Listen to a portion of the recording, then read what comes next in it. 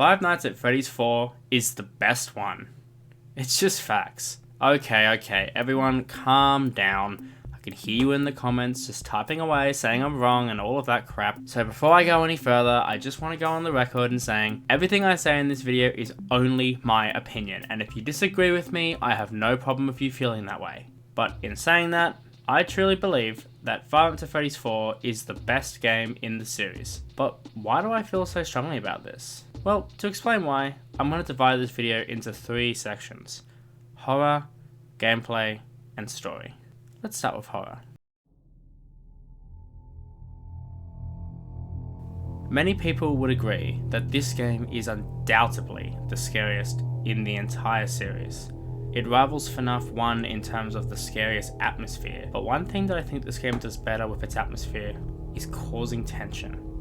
The main gameplay mechanics all involve one key element: sound cues. You have to listen very closely for breathing. Breathing which is just louder than the ambience. When you listen, you sometimes wonder, is that really breathing I'm hearing? But what if it is?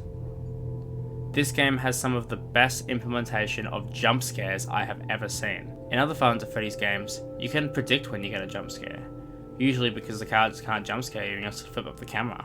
But here, it can happen at any time. And the fact that these are some of the best looking jump scares in the series also helps in their impact. The character designs are horrifying, and while for some they may be over the top horror, I think it is perfect for this game. The Nightmare animatronics are some of my favourites in the entire franchise, only rivaled by the original FNAF 1 crew, in my opinion. Nightmare, especially, is peak horror design. He is meant to represent the embodiment of death, one final entity for our protagonist to deal with before the end. The mystery around him creates an everlasting impression on the player, and his jump scare is very reminiscent of the Five Nights at Freddy's VHS tape videos on YouTube.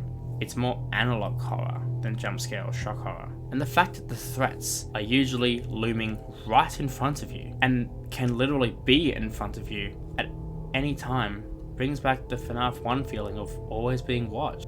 But this game does it better, as there are 4 sides to the room, so no matter where you go, you are never safe. Foxy could jump out at you at any point, and hearing the Freddle screams, knowing that they need to get back to the bed, brings the tension ever higher. This is the only Five Nights at Freddy's game with scary minigame, as the tension is always there. You know something is wrong. Someone is hiding.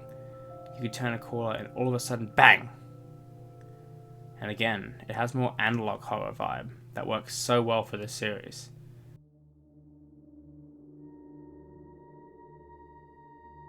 The gameplay, in my mind, is almost everything a FNAF game should be. My favourite games have every character behaving in a very unique way, with new and creative ways to deal with each one, developing a connection with each one of the individual characters. I also like the gameplay to be engaging, tense, and overall true to both a horror and strategy game that Five Nights at Freddy's clearly is. And in my opinion, this game does an amazing job in capturing everything I'm looking for in one of these games. For starters, the breathing mechanics of Bonnie and Chica make for some of the most tense moments in the entire game. Listening is key for these two, as knowing the difference between if they're outside your door or not is the difference between life and death.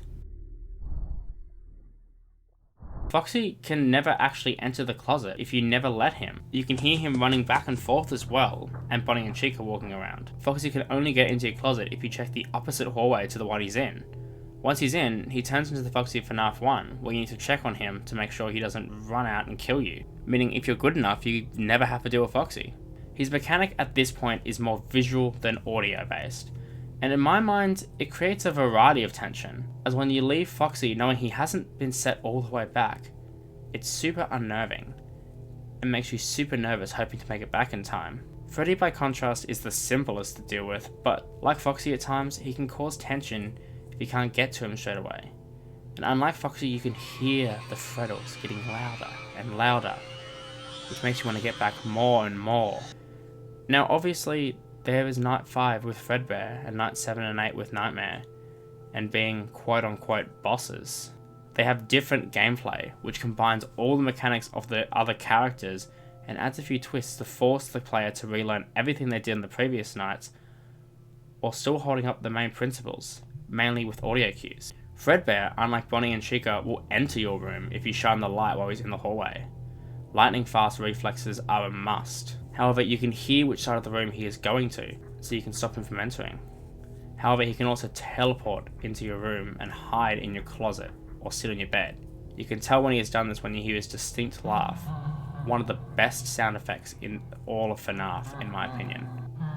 Nothing but unsettling sounds here, which is made all the more frightening that his laugh could be fake, and that he may not move, which is why listening is so important. Did you hear his laugh, only to hear him running in the hall right after? Could be a fake. And that brings us to our last section, the story.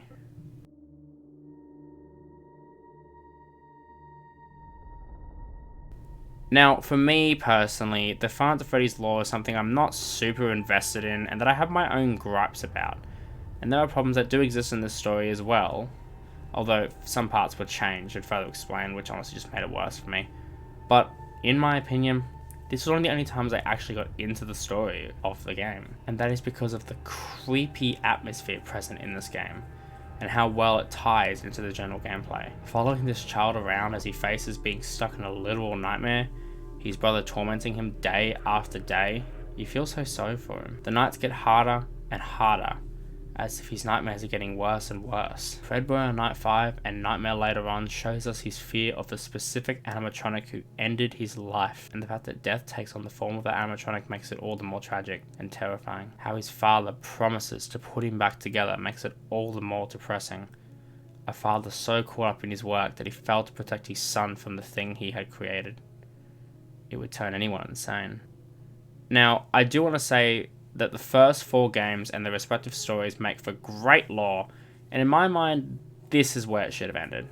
The story of a father that goes insane after his child is slain by the very thing he created, while his brother, wrapped with the guilt of what happened, what he did to him, spends his life working for the same company trying to free the victims of his father, who lost in madness kills children in the pizzeria and stuffs them into suits, in his own twisted game, before falling victim to the springlock suit and finding himself in Fazbear's Fright, where he would meet his son once again, and they would burn together. And then they came out with the midichlorian bullshit. Seriously, Remnant is so reminiscent of midichlorians, it makes me want to die. What the fuck? Seriously, rule of thumb, never ever give a scientific explanation for your supernatural story. It ruins everything. And sister location only makes it worse, with giant scoopers that take your insides so animatronics can hide inside you, and then you possess your own dead body and walk around as a living corpse. William Afton turned into a mad scientist trying to harness immortality, even though the story is about kids possessing robots and wanting to kill the madman who killed them. It is not about a dad who built a fucking underground lab to test Remnant and spy on his son through cameras and discs making people see things. Oh my fucking god, it's so stupid. Why does this exist? Anyways, I'll save my views on what the story should have been for another video. But besides that, if you take the extended story out of it, this game has a solid and tragic story that ties into the rest of the series, as well as the horrifying yet amazing game it's attached to. FNAF 4 is easily the best in the series. It combines excellent and unnerving gameplay with a horrifying atmosphere and a tragic story to create what is, in my mind, the only S-tier FNAF game. Whew. Now that I've finished my rant, I would like to take a moment to clarify that this is all my own opinion, and if you don't agree with me, that is completely fine. I think what makes a community great is the option to challenge others and make them think. Let people know why you feel a certain choice was good while another was bad, why you enjoyed one game while hated another. Everyone is different, and as long as we're respectful about it, we should be able to discuss our thoughts with no limitations. And with that, I invite each and every one of you to tell me your thoughts in the comment below, whether you agree or disagree. I love reading others' thoughts on these games and why they feel so strongly about certain points. And if you enjoyed this video and want to see more content like this as well as quirky FNAF gameplay, make sure you subscribe and feel free to share this video with your friends. Anyways, I hope you all enjoy the rest of your day and I will see you all in the next video.